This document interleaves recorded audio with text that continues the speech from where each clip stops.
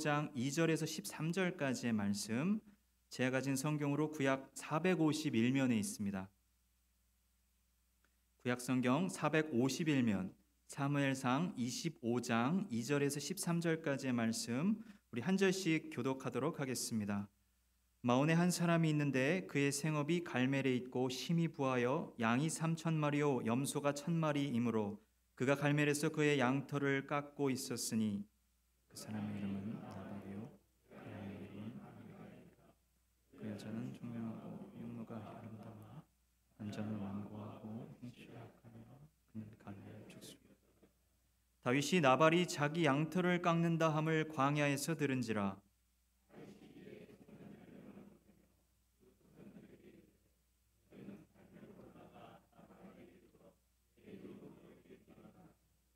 그 부하게 사는 자에게 이르기를 너는 평강하라, 내 집도 평강하라, 내 소유의 모든 것도 평강하라.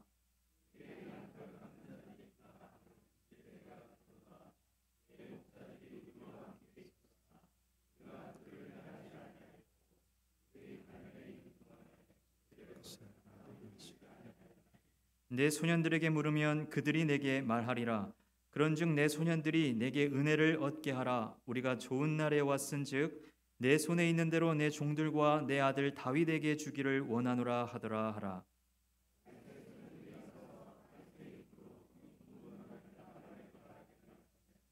나발이 다윗의 사환들에게 대답하여 이르되 다윗은 누구며 이새의 아들은 누구냐? 요즘에 각기 주인에게서 억지로 떠나는 종이 많도다.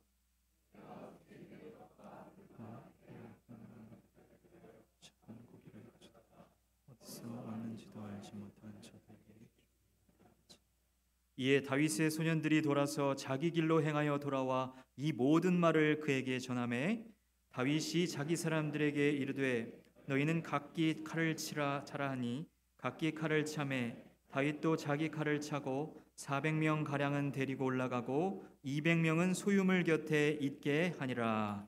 아멘. 이 시간 담임 목사님 나오셔서 분노를 그치고라는 제목으로 말씀 전하실 때 큰 은혜 받으시기를 바랍니다.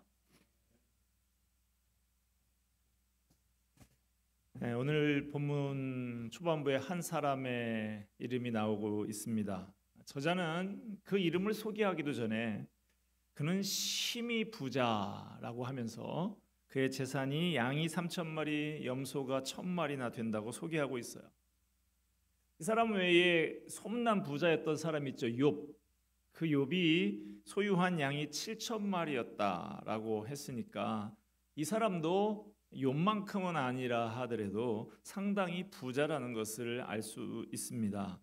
이렇게 그의 많은 재산을 먼저 소개함으로써 저자가 암시하는 것은 그에게 물질이 그 무엇보다 중요한 가치를 지닌 것임을 암시하고 있습니다. 그런 물질에 목숨을 걸고 물질로 만족하다가 죽는 그런 부류의 인간이었던 거예요. 그 사람의 이름은 나발이었습니다. 이름의 뜻은 어리석은 자라는 뜻이에요. 시편 14편 말씀에 보면 어리석은 자는 그 마음에 이르기를 하나님이 없다 하도다 하는데 여기서 어리석은 자는 하는 이 어리석은 자가 바로 나발하고 같은 단어예요. 아니 뭐 어떤 부모가 아이에게 어리석은 자라고 이름을 지어주냐고. 우리나라에는요 더한 사람도 있었습니다. 우리나라 대통령 지내신 분 중에 이름을 태자, 우자 쓰는 분 있었잖아요. 그 뜻이 뭘까요? 클 태자에 어리석을 우, 크게 어리석다. 그런 이름을 갖고 있잖아요. 시편이나 잠언에 보면 사람을 두 종류로 분류하고 있습니다. 어리석은 자와 지혜로운 자. 여기서 알아야 할 것은 성경이 말하는 어리석은 자라고 하는 것은 전능하거나 무식한 사람을 의미하는 게 아니라는 거예요. 성경이 말하는 어리석은 자는 하나님이 없다고 하는 사람입니다. 반대로 지혜로운 사람은 하나님께서 내 면전에 늘 계심을 의식하면서 사는 사람이에요. 나발의 아내 아비가일이 바로 그런 사람이었습니다. 오늘 본문에 나오는 나발과 아비가일은 둘이 부부이면서도 어리석은 자와 지혜로운 자의 전형적인 모습을 보여주고 있습니다. 여기서 오늘 본문에서 벌어진 사건의 배경을 잠깐 살펴보겠습니다.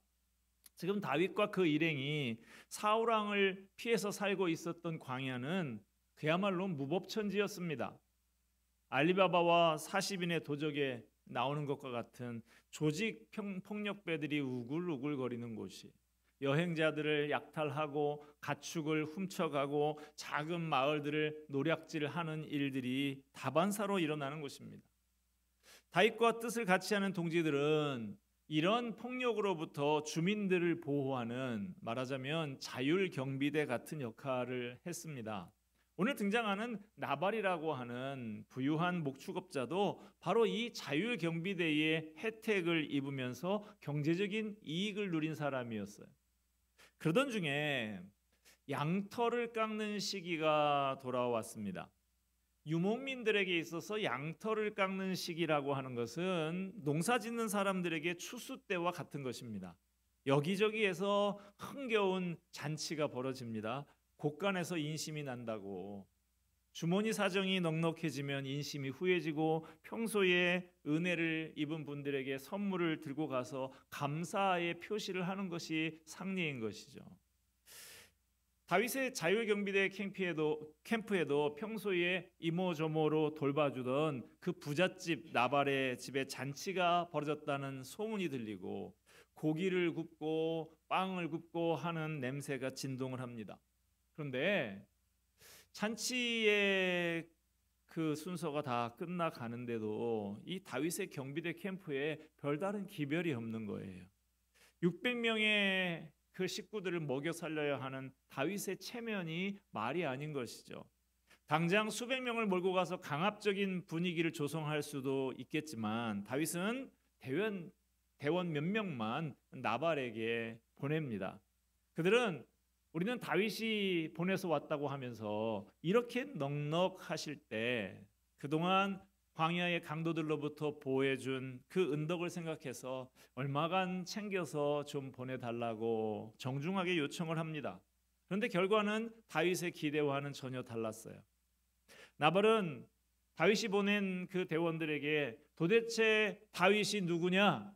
어디서 굴러먹다 왔는지도 모르는 놈한테 내가 왜 이 피 같은 재물을 나눠주느냐 하면서 다윗의 대원들에게 면박을 주고 모욕해서 돌려보냈습니다. 이 소식을 전해 들은 다윗이 욱합니다. 분노가 머리 끝까지 치솟아서 이성을 잃어버려요. 이 사람이 누굽니까? 위대한 영웅 다윗이에요. 하나님께서 내 마음에 합한 자라고 하셨던 사람이, 얼마 전까지 사울 왕이 온갖 포악한 행동을 하면서 자기를 죽이려고 해도 보복하지 않았던 사람입니다. 사울이 비무장 상태로 동굴에 들어와서 뒤를 보는 순간 다시 없을 절호의 기회가 찾아왔지만 옷자락만 조금 자르고 돌려보냈던 사람입니다. 그렇게 놀라운 절제력을 보여주던 사람 다윗이 결국은 절제력을 잃고 분노에 휩싸이게 됩니다. 다윗은 이 모욕을 피로써 갚아주겠다고 결심합니다. 대원들을 무장을 시키고 나발을 죽이러 출정을 합니다. 다윗은 이성을 잃었습니다. 하나님의 기름 부음을 받은 자로서 정체성도 잃어버렸어요. 오랜 광야 생활을 보내면서 갈고 닦은 인격도 한순간에 날아가 버렸습니다. 이 소식이 지혜로운 여인 아비가일에게도 전해집니다. 이 여인은 다윗의 분노를 가라앉히기 위해서 나귀 여러 마리의 음식을 잔뜩 실어서 급히 다윗의 진영으로 보냅니다. 그리고 자신도 뒤를 따라가서 다윗의 발밑에 엎드립니다. 다윗의 발밑에 무릎을 꿇은 아비가일이 다윗을 설득한 내용은 두 가지 논지로 요약할 수가 있는데요. 첫째로는 자신이 누구인지 잊지 말라는 거예요. 다윗이 누굽니까? 하나님이 택하신 종입니다. 하나님이 택하신 종이 나중에 왕이 되었을 때 마음에 찜찜하고 흠이 될 만한 일을 행해서야 되겠느냐라는 거예요. 싸움을 싸우더라도 하나님을 위해서 싸워야지. 나발 같은 어리석은 사람을 상대로 나중에 불미스러운 까십거리를 만들어서는 안 된다는 것이죠. 둘째로 원수 갚는 일은 다윗의 일이 아니라 하나님께서 하실 일이라는 거예요. 어리석은 사람은 굳이 손을 대지 않아도 스스로 멸망을 자초할 것이기 때문에 지금 다윗이 나설 필요가 없다고 합니다. 다윗을 위해서 하나님께서 친히 일하실 거라고 말합니다. 사무엘상 25장 29절 말씀 보면 사람이 일어나서 내 주를 쫓아 내 주의 생명을 찾을지라도 내 주의 생명은 내 주의 하나님 여호와와 함께 생명 싸개 속에 쌓였을 것이요 내 주의 원수들의 생명은 물매로 던지듯 여호와께서 그것을 던지시리이다. 물매로 던지듯 여호와께서 그것을 던지시리이다. 여러분, 이 구절을 볼 때 어느 장면이 연상이 됩니까? 그렇죠. 다윗과 골리앗의 전투 장면이 생각이 나지요. 객관적으로는 도저히 상대가 안 되는 거인 골리앗을 넘어뜨린 그 물맷돌은 다윗의 솜씨가 아니었습니다. 하나님의 솜씨였어요. 하나님께서 다윗의 싸움에 개입하신 거예요. 아비가일은 그 장면을 연상시키면서 다윗을 일깨우고 있는 것입니다. 아비가일의 말은 이런 뜻입니다. 하나님의 사람 다윗이여, 원수를 갚는 일은 당신이 하실 일이 아닙니다. 하나님이 하실 일입니다. 당신이 신실하신 하나님, 능력의 하나님을 잊어버리고 순간적으로 욱하는 마음에 일을 저질러 버린다고 하면 당신도 똑같은 사람이 되고 맙니다. 받은 은혜와 사명을 다 까먹는 믿음 없는 사람이 되고 마는 것입니다. 여러분, 우리가 왜 분노합니까? 내가 내 삶의 우두머리가 되려고 하기 때문이에요. 내가 주인이 되려고 하기 때문이에요. 내가 내 삶의 해결사가 되려고 하기 때문입니다. 하나님을 의지하지 않고 자기 스스로 해결하려고 하는 거예요. 결국은 믿음이 없기 때문에, 하나님을 제대로 믿지 않기 때문에 분노하는 것이죠. 다윗은 잠시 분노에 빠져서 잊어버리고 있었던 것을 아비가일을 통해서 되찾게 됩니다. 다윗의 삶을 결정짓는 것은 하나님이시지 결코 나발이 아닌 거예요. 하나님이 친히 택하시고 지키시고 복을 주시고 책임을 지십니다.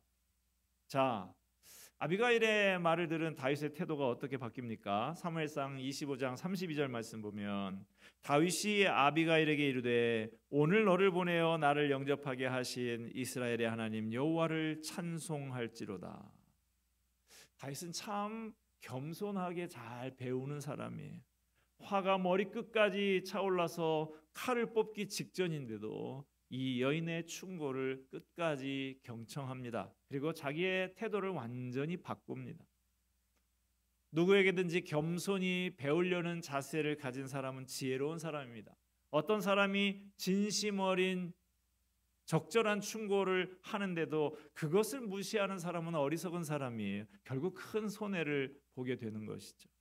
여러분, 혹시 분노가 치밀어 오른다면 아비가일의 충고를 기억하시기 바랍니다. 자신이 누구인가를 잊지 마십시오. 그리고 더 큰 그림을 볼 줄 아는 지혜를 가지십시오. 더 큰 그림은 하나님께서 그리시는 그림입니다. 분노를 가라앉히고 기도하십시오. 한 걸음 물러서서 하나님께서 그려나가시는 그림을 볼 수 있는 눈을 갖게 해달라고. 성급히 행동하지 마세요. 한 템포 늦추고 하나님의 아이디어를 찾으십시오. 이 세상에는 어리석은 사람들, 우리를 열받게 만드는 사람들이 많이 있습니다. 그러나 그들을 바로잡겠다고 나서면서 나 또한 똑같은 어리석음에 빠지는 경우가 많아요. 누군가 우리를 불쾌하게 하고 방해하고 없는 말을 만들어서 자존심에 상처를 입힙니다. 그러면 우리는 뜨거워진 난로같이 달궈져서 사람들에게 화상을 입힙니다. 이렇게 열받아서 달아오른 사람에게 물을 좀 끼얹어서 식혀줄 사람이 필요합니다. 다윗의 태도가 변화된 데는 아비가일의 역할이 있었다는 것을 기억하시기 바랍니다. 아비가일은 당시 남자들이 주름 잡던 세상에서 힘없고 보잘것없는 여인이었어요. 그러나 다윗은 이 여인을 통해서 자신이 누구이고 무엇을 위해서 살아야 하고 어떻게 살아야 할지를 깨닫게 되었습니다. 분노에 사로잡혀서 피를 볼 심산으로 달려가던 다윗을 변화시키기 위해서 하나님은 위대한 인물이나 하늘의 천사를 보내지 않으셨어요. 신비한 체험을 사용하지도 않으셨습니다. 무명의 한 여인을 사용하셨습니다. 혹시 여러분 주변에 열받아서 펄쩍펄쩍 뛰고 있는 사람이 있습니까? 같이 열내지 마십시오. 여러분이 아비가일이 되어 주십시오. 분노하는 사람에게 예수님은 뭐라고 말씀하십니까? 마태복음 5장 5절에 온유한 자는 복이 있나니 저희가 땅을 기업으로 받을 것이며. 여러분 땅 갖고 싶으세요? 부동산에 관심이 있으십니까? 온유한 자가 되십시오. 온유한 사람이 가장 강한 사람이, 그러므로 온유한 사람이 땅을 차지합니다. 예수님이 말씀하시는 온유함은 선천적으로 타고난 부드러운 성격을 말씀하시는 것이 아니에요. 성령님을 마음에 모시고 있는 사람에게 나타나는 후천적인 성품입니다. 우리는 모두 다 난폭해지기 쉬운 성품을 가지고 있는데 성령님께서 이 난폭해지기 쉬운 우리의 성품을 다스려 주셔야 온유해지는 것입니다. 사람들은 훈련과 자기 수양을 통해서 자기 감정을 다스릴 수 있다고 생각을 합니다. 물론 어느 정도는 가능할 수도 있어요. 그러나 예수님이 말씀하신 온유함은 자기 수양을 통해서 적당히 조절할 수 있는 게 아니에요. 우리 안에 계시는 성령님께서 나를 다스리심으로써 나타나는 것입니다. 차원이 다른 거예요. 내가 분노하지 않고 온유한 사람이 되면 제일 먼저 행복해지는 사람은 가족입니다. 내가 분노하면서 성질을 부리면 제일 먼저 불행해지는 사람들이 내 식구들입니다. 배우자가 다치고 아이들이 다칩니다. 주변에 있는 식구들이 다 다칩니다. 가정상담자들은 말하기를 결혼 생활을 하고 있는 부부 사이에 제일 어려운 문제가 분노라고 이야기를 합니다. 쉽게 가라앉지 않은 분노가 남편의 마음속에 남아있고 아내의 마음속에도 남아있는 거예요. 그래서 서로 날카로워지고 서로 갈등을 일으키기도 하고 독한 말로 서로 상처를 주고 상대방의 감정을 뒤집어 놓습니다. 부부 사이가 아주 살벌해지는 것이죠. 아내가 남편을 향해서 사귀지 못하는 분노가 있습니다. 남편이 아내를 볼 때 가끔 치밀어 오르는 화가 있어요. 자식을 볼 때도 그렇습니다. 형제에게 노하는 자마다 살인하는 자라고 하신 예수님의 말씀대로 하면 우리는 얼마나 자주 내 가족을 죽이는지 모릅니다. 남만 죽이는 게 아니에요. 자기 자신도 죽입니다. 남도 죽이고 자기 자신도 죽이는 거예요. 부부가 함께 예수님을 믿고 성령님께서 마음을 다스려 주시도록 전적으로 맡겨드리면 그런 악한 것이 고개를 들 수가 없습니다. 성령님께 순종하고 의지하지 않으니까 분노가 쉴 새 없이 끓어오릅니다. 그런 가정이 평안할 리가 없는 것이죠. 성도의 가정이라 할지라도 내 마음을 성령께서 다스려 주시도록 전적으로 맡기고 기도하고 말씀을 붙들고 살아보려는 진지한 노력이 없으면 마음에 여전히 분노가 남아 있게 됩니다. 그런 상태로 부인은 부인대로 남편을 날카롭게 쳐다보고 남편은 남편대로 아내를 불편하게 생각하면서 계속 갈등을 일으키고 있는데 가정이 평안할 수가 없는 것이죠. 여러분에게 묻고 싶습니다. 여러분은 온유한 남편이십니까? 여러분은 성령님의 손에 빚어지고 있는 온유한 아내입니까? 온유하면 주님이 땅을 기업으로 주신다고 땅을 주신다 그랬어요. 총칼을 가지고 빼앗는다는 말이 아니고 유산으로 받는 거예요. 싸우고 빼앗을 필요가 없어요. 가만히 있으면 손안으로 들어오는 것이 유산인 것이죠.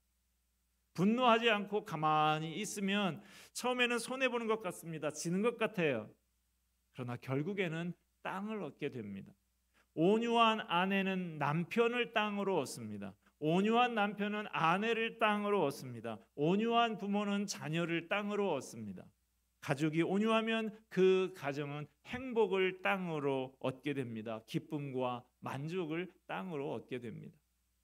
혹시 여러분을 비난하고 헐뜯는 이웃이 있습니까? 가족이 있습니까? 분노하지 마세요. 그러면 그 사람을 하나님이 내게 유업으로 주실 것입니다. 성령님의 도우심을 철저하게 의지해야 합니다. 성령님은 우리를 도와주시는 분이십니다. 성령님은 우리의 연약함을 도와주십니다. 간절히 기도하면 성령님이 우리를 도와주십니다. 성령님, 저를 도와주세요. 내 마음이 분노로 가득 차지 않게 해주세요. 용서하게 해주세요. 불쌍히 여길 수 있게 해주세요. 기도하시기 바랍니다. 로마서 8장 26절 말씀, 이와 같이 성령도 우리의 연약함을 도우시나니 우리는 마땅히 기도할 바를 알지 못하나 오직 성령이 말할 수 없는 탄식으로 우리를 위하여 친히 간구하시느니라. 우리가 연약해서 할 수 없는 일을 성령님께서 할 수 있도록 도와주십니다. 달라질 수 있어요. 그러므로 여러분, 안 된다는 생각을 버리십시오. 우리는 성령님을 모시고 있는 사람들입니다. 성령님은 항상 우리에게 예스라고 하십니다. 할 수 있다고 하십니다. 작은 예수가 될 수 있다고 하십니다. 형제를 향해서 분한 마음이 생긴다고 할지라도 그걸 사랑으로 녹이고 그리스도 안에서 용납할 수 있다고 합니다. 우리가 날마다 두 손을 들고 하나님 앞에 기도하면 날마다 우리에게 하나님의 은혜가 임해서 과거에 용서하지 못하던 사람도 용서하게 되고, 전에는 쳐다만 봐도 화가 나던 사람인데 오늘은 너무나 불쌍하다는 마음이 생기고 오래 묵은 원한이 나도 모르게 뿌리 뽑히게 되는 놀라운 은혜를 체험할 수가 있습니다. 이럴 때 내가 살고 다른 사람도 사는 거예요. 이럴 때 우리는 하나님의 말씀을 지키면서 행복을 누리고 사는 복된 사람이 될 수 있는 것입니다. 잠언 16장 32절 말씀입니다. 노하기를 더디하는 자는 용사보다 낫고 자기의 마음을 다스리는 자는 성을 빼앗는 자보다 나으니라. 누가 용사보다 강합니까? 노하기를 더디하는 사람. 누가 성을 정복하는 군사보다도 강합니까? 성령님의 다스림을 받아서 자기 마음을 다스리는 사람이. 우리 모두 이런 사람이 되기를 바랍니다. 성령님의 도우심을 받아야 합니다. 그러면 하나님이 원하시는 사람이 될 수 있어요.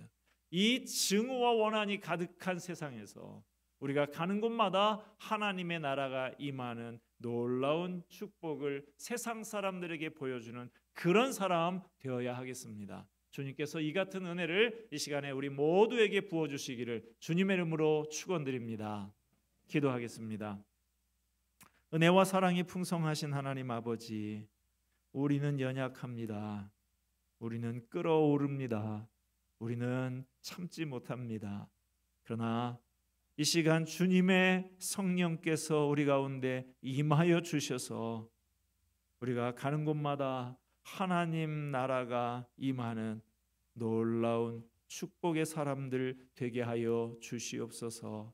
우리의 속에 있는 분을 가라앉히고 성령님의 다스림을 받아서 나아가 온유한 마음으로 축복을 전해주는 우리 모두가 되게 하여 주시옵소서. 주님께서 이 시간 이 놀라운 은혜를 우리에게 부어 주시옵소서.